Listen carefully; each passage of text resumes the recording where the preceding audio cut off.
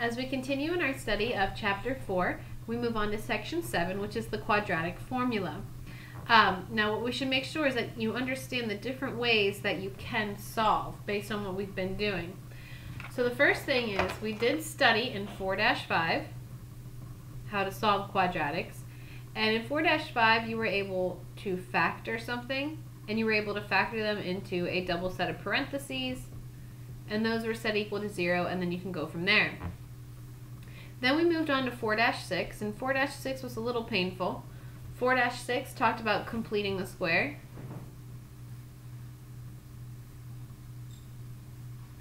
Now, you don't have to complete the square from here on out, but completing the square, if you didn't have completing the square, you would never get what we're going to talk about today, and that's the quadratic formula.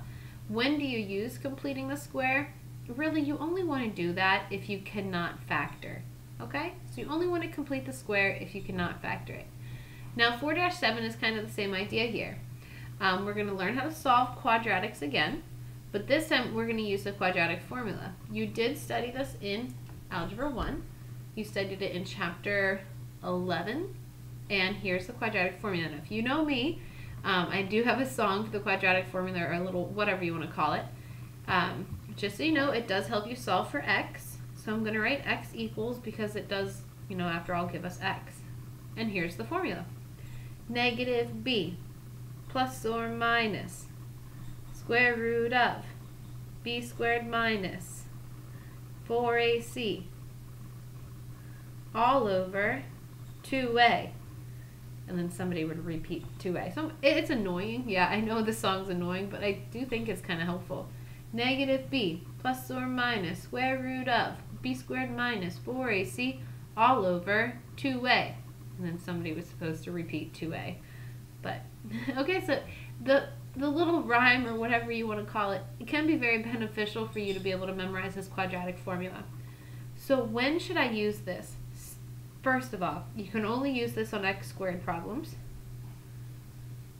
Okay?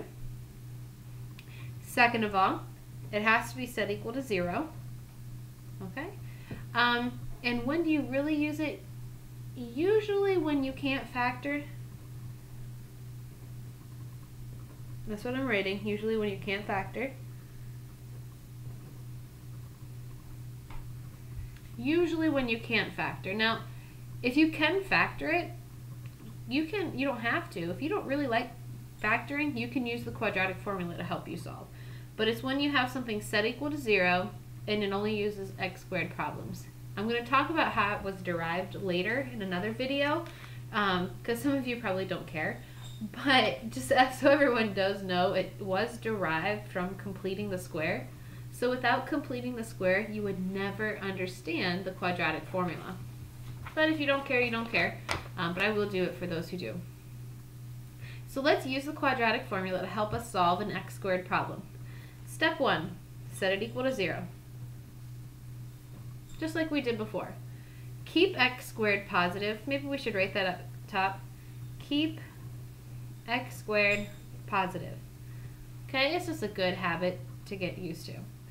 Alright, so if I set this thing equal to 0, the 4 has to come to the other side. So I'm just going to write a little minus 4 because that's what needs to happen. 2x squared minus x minus 4 equals 0. Okay, so I moved my 4 over. Step 2, identify a, b, and c.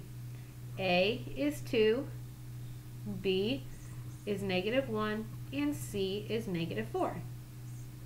So you might be like, well, where'd you get those numbers from? This one here is a.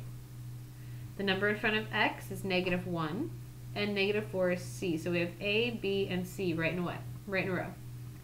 Step 3, I'm going to copy the formula down one more time. You will end up memorizing it, I'm sure. Negative b, hold on, let me get my pencil to work. Negative b plus or minus square root of b squared minus 4ac all over 2a. And now I'm going to fill in. Now, it's not really negative b, it's actually opposite of b. So do you guys see what b is? See how b is -1? Opposite of b is actually +1 plus or minus the square root of. Now, what is b squared? since b is negative 1, b squared is negative 1 times negative 1, positive 1, minus 4 times a was 2, and c was negative 4. All over 2 times a, which is 2. Stick with me. Now we're going to reduce the inside. That's 1 plus or minus the square root of. Let's see, we'll multiply these together. I get negative 8, positive 32, and extra 1 makes 33. And that's all over 4. Now if you're struggling with that, you're going to grab your nice calculator, and we do the stuff inside in one step. Let me get the calculator lined up. Okay, we're going to line it up, and we're going to put this stuff in the calculator, just the stuff inside. 1 minus 4, parenthesis 2, parenthesis negative 4, which means times. When I hit enter, I get 33. So, I mean, I would always double check yourself in your calculator. Let me give you one big hint though. A lot of students will do negative 1 squared minus 4 times 2 times negative 4. Please never do that. It's going to give you the wrong answer. If you can't square this number out in front in your head, please make sure you put it in parentheses like that. Then you will get the right answer. Okay? So you get the square root of 33. There is no perfect square inside of 33. So honestly, that's done. That cannot reduce anymore. X equals 1 plus the square root of 33 over 4, and x equals 1 minus the square root of 33 over 4. Okay, B. It's set equal to 0. So step 1 is actually done. It is set equal to 0 already. Now we're going to identify A, B, and C. A is 1. Here it is. B is 6. Here it is. And C is 9. Here it is. Now we're going to use our equation. Negative B is opposite, so negative 6, plus or minus the square root of B squared. 6 squared is 36, minus 4 times A is 1, times C is 9, all over 2 times A, which is 1. Okay? Negative 6 plus or minus the square root of, I'm going to show you, you ready? 36 minus 4, parenthesis 1, parenthesis 9, gives you 0. All over 2. Well, this does reduce. The square root of 0 is 0. Like over here, the square root of 33, there's no square root of 33. So we're going to have to do negative 6 plus or minus 0, because the square root of 0 is 0, over 2. Well, let's think this through, guys. Negative 6 plus 0 is negative 6. And negative 6 minus 0 is negative 6. So really, no matter what we get, you get negative 6 over 2. Final answer, negative 3. That one was actually a lot cleaner of an answer. Okay? Look how ugly this answer ended up. The Quadratics are pretty much going to go that fast. We're going to take this 4 and add it to both sides because we need it to be set equal to 0.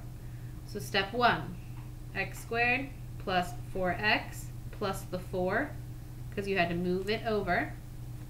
Step 2,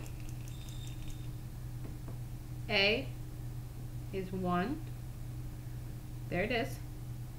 B is 4. C is 4. A, B, C. And step 3, ready to plug it in. Negative B plus or minus square root of, what is B squared? 16. So B squared minus 4 times A, which is 1, times C, which is 4. A, B, C. All over 2 times A, so 2 times 1.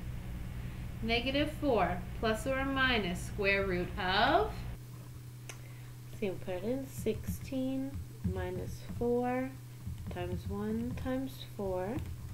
I will always encourage you to do this in one step on your calculator so you don't get it wrong in the long run. Especially this 16, remember I will always encourage you to make it a positive 16 right away. You do get 0. That's all over 2. And we're just going to continue through our steps. Now it's time to reduce. That's negative 4 plus or minus 0 over 2. Well, negative 4 plus 0 is negative 4 over 2.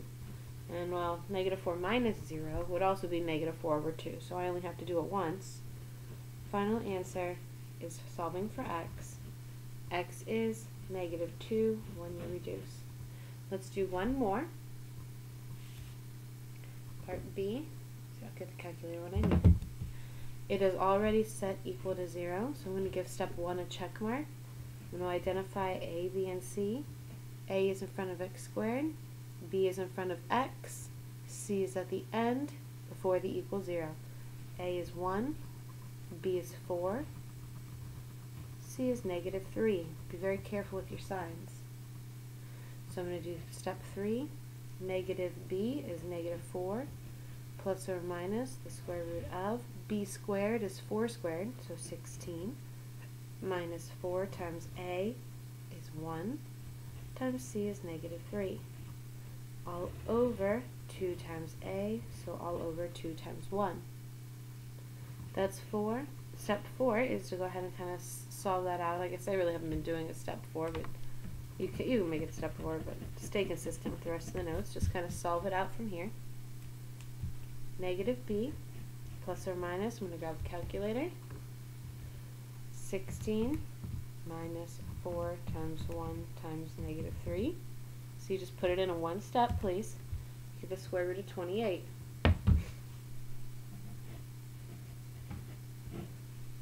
Two times 1 is 2. We have got to reduce the square root of 28. Unfortunately, there is no perfect square, 28 is not a perfect square. So the perfect square that goes into 28, let's think of our perfect squares. We have 4, 16, 9, 25, 36. We have to figure out what the biggest square that goes into 28 is. It happens to be 4, and it's 4 times 7. Something important for you to get maybe might be a multiplication sheet so you can see your perfect squares. Now what we're going to do is keep going. Negative 4 plus or minus. Take the square root of 4. You will get 2. Square roots of 7 all over 2. Now this might be a little tricky, but you can do this. Do you see the triangle effect here? Take a look at what I'm pointing at. The outside numbers, not the 7. The outside numbers. Do you see them? I call this the triangle effect. They all reduce by 2, so we're going to do that. We're going to get negative 2 plus or minus. You can write a 1 square root of 7, but I'm not going to. And it's over 1, but we don't write that either. So those are our final answers for x. There are 2 answers. This problem was probably the most difficult. If you struggled with it, I really would suggest watching the video again.